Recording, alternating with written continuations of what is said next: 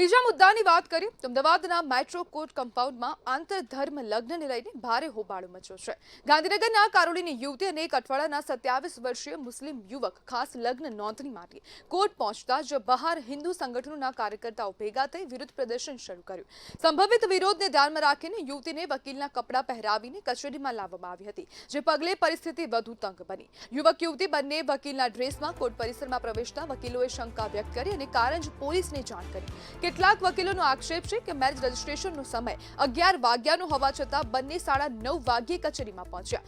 VHP અને બજરંગ દળે registrar MM Syed પર પક્ષપાતનો આક્ષેપ કર્યો છે। બજરંગ દળના કાર્યકર્તાઓએ લવ જેહાદનો આરોપ લગાવી યુવતીને પરિવાર સાથે વાદ કરાવવાની માંગ કરી છે। બીજી તરફ યુવતીના પરિવારજનોએ દાવો કર્યો કે શરદ પૂનમની રાત્રે તેને ભગાડવામાં આવી હતી અને પોલીસમાં ફરિયાદ પણ નોંધવામાં આવી છે। જ્યારે સમગ્ર મામલે હવે પોલીસ દ્વારા વીએચપીના જે કાર્યકરો છે, બજરંગ દળના જે કાર્યકરો છે, તેમને અટકાયત કરવામાં આવી છે। સમગ્ર મામલે હવે ધારાસભ્ય પણ જે કૌશિક જૈન છે તેઓ પણ પહોંચ્યા હતા અને પોલીસ સ્ટેશન ખાતે હવે અનેક લોકો પહોંચ્યા છે। અને આજ મુદ્દે આપણી સાથે ચર્ચા કરવા માટે સામાજિક અગ્રણી પૂનમ પાંચાણી જોડાઈ ગયા છે। પૂનમબેન, આંતરધર્મ લગ્નને લઈને તંગદિલી શું કહેશો? દિવસે ને દિવસે આપણે જોઈએ છીએ કે લગ્નમાં લવ જેહાદના કિસ્સાઓ વધી રહ્યા છે અને ખાસ કરીને આ અંતર્ગત જોવામાં આવે છે કે નાની નાની બાળકીઓને બી ટાર્ગેટ કરવામાં આવે છે અને લવ જેહાદના કિસ્સામાં 18 વર્ષની પ્લસ થાય એની વેઇટ કરવામાં આવે છે અને એના ખાસ જે માધ્યમ બને છે સોશિયલ મીડિયા। કારણ કે મારી પાસે ઘણી બધી 142 દીકરીઓ લગભગ હું પાછી લાવી છું આ લવ જેહાદમાં ફસાયેલી। એમાં દરેકમાં એક કોમન વસ્તુ હતી કે આ જે અન્ય વિધર્મીઓ જે છે કે અન્ય ધર્મના છોકરાઓ છે એ સોશિયલ મીડિયા થ્રુ દીકરીઓનો કોન્ટેક્ટ કરે છે અને નામ બદલીને હિન્દુ નામ બતાવીને એ દીકરીઓને ફોસલાવે છે, એની સાથે ચેટિંગ કરે છે, પછી મળવાનો આગ્રહ કરે છે।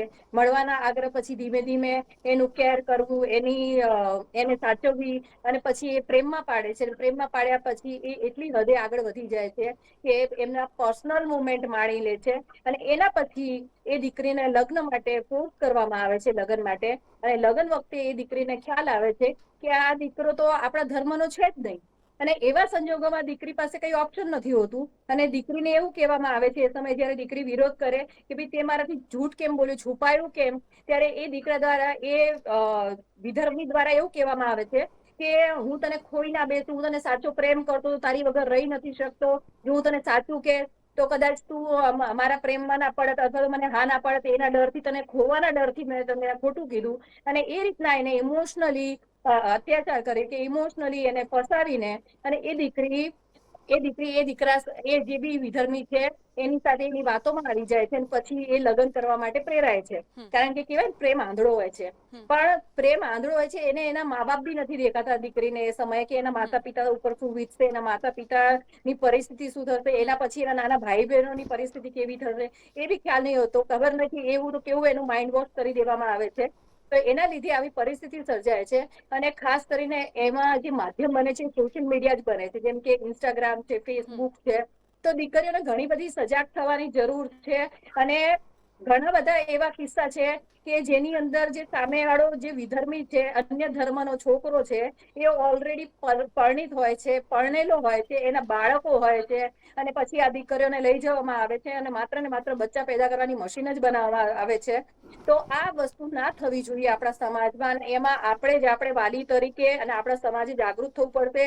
આપણા જે હિન્દુ ધર્મ છે એને જાગૃત અને એની માટેનું એક જ માધ્યમ છે કે આપણા બાળકોને જે છે એ ધર્મનું જ્ઞાન આપો, ધર્મનું મહત્વ સમજાવો, ધર્મની લોયલ્ટી વફાદારી શું હોય એ સમજાવો અને આવી રીતના દીકરીઓ ફસાય નહીં એની માટેના કડક પગલા લેવા જોઈએ। સરકારે બી કંઈક એવું આયોજન કરવું જોઈએ કે જેના લીધે અન્ય ધર્મના લોકો ખોટું બોલીને દીકરીને ફોસલાવે નહીં, ખોટું બોલીને દીકરીને ફસાવે નહીં અને આપણી દીકરી આપણામાં જ સચવાય।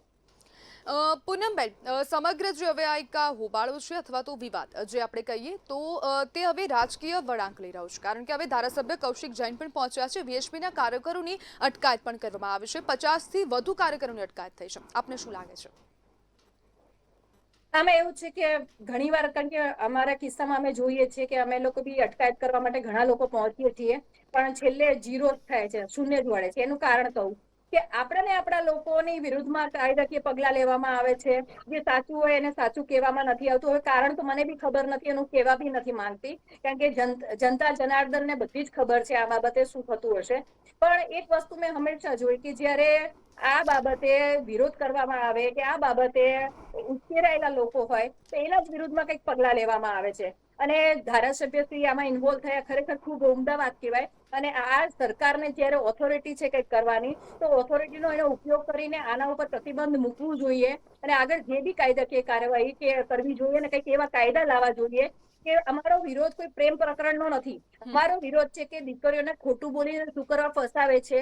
માની લો કે કોઈ પણ અન્ય ધર્મનો વ્યક્તિ છે તો એનું ધર્મ સાચું કહીને પ્રેમ કરે, સાચું કહીને એને ઓળખાણ આપે, પછી જો દીકરી સ્વીકારે તો એ સાચો પ્રેમ કહેવાય, સાચો સંબંધ કહેવાય. પરંતુ એવું થતું નથી. દીકરો એ પોતાનો ધર્મ તો છુપાવે છે, એ પૂનમબેન પરણે આ છે જે એ બી કિસ્સો છે, છુપાવે છે, બાળકો છે એ બી છુપાવે જી છે. તો પૂનમબેન આ આ બધા જે કિસ્સો પ્રસંગે છે, જી પૂનમબેન આ જે કિસ્સો છે તેમાં અત્યાર સુધી તેવી માહિતી સામે આવી નથી કે જે છોકરી છે તેને ખોટું બોલીને ફસાવવામાં આવી છે કે અથવા તો અન્ય કોઈ કારણથી ફસાવવામાં આવી છે. હાલ સુધી એવું કોઈ માહિતી સામે આવી નથી. તો પછી વીએચપી અથવા તો બજરંગ દળ દ્વારા કેમ સીધા લવ જેહાદના નારા લગાવવામાં આવી રહ્યા છે? બેન, જો હું એક વસ્તુ માનું છું કે મરજીથી ભલે કદાચ ખોટું બોલ્યો છે કે નહીં બોલ્યો તો આપણને બી ખબર નથી, બરાબર. અને કદાચ બોલ્યો હશે તો દીકરી, હવે આ પ્રેમ કહેવાય ને, આંધળો કહેવાય, કદાચ છુપાવતી બી હોય અને પછી ખોટું બી બોલતી હોય અને કદાચ સાચી બી હોય તો વિશ્વ હિન્દુ પરિષદ જે છે, બજરંગ દળ છે, હિન્દુત્વ માટે કાર્યરત છે, જી જી બરાબર. આપણા હિન્દુ, અમારા મતલબ આપણા જે ધર્મમાં છે, પોતપોતાના ધર્મ માટેની વફાદારી નામની બી એક વસ્તુ હોય છે. જી અને દરેક દીકરી હોય તો દરેક ધર્મને પોતાની દીકરીની ચિંતા હોય જ. તો આજે જે વિશ્વ હિન્દુ પરિષદ છે, બજરંગ દળ છે, પોતાની દીકરી એક જી પરિવારની સદસ્ય તરીકે જોઈ રહ્યા છે કે આપણી દીકરી કાલ ઉઠીને દુઃખી ના થાય, એને તકલીફ ના પડે અને આપણા જ ધર્મમાં સચવાય, એવા આગ્રહ સાથે એ લોકો કામગીરી કરી રહ્યા છે. ના કે બસ કે આ ધર્મનો છે તો આપણે વિરોધ કરો, એવું નથી. કોઈ જી ધર્મથી દુશ્મની નથી, જી પણ જે બી ધર્મ છે એની દીકરી એના ધર્મમાં સચવાવી જોઈએ, કારણ કે એમાં જ એની સુરક્ષા રહેશે, સામાજિક રીતે એને સપોર્ટ મળી શકે. જી જી બિલકુલ પૂનમબેન, જોડાવા બદલ આપનો આભાર.